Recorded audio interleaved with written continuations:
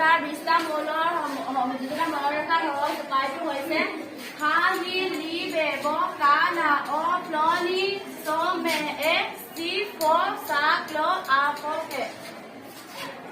hydrogen 1, helium 0, lithium 1, beryllium 2, boron 3, carbon 4, nitrogen 3, oxygen 2, fluorine 1, neon 0,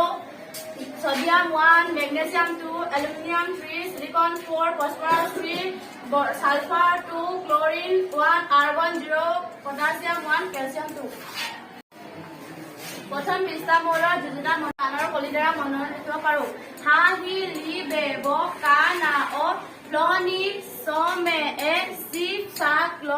আ প কে 1 2 3 4 3 2 1 0 1 2 3 4 3 2 1 0 1 2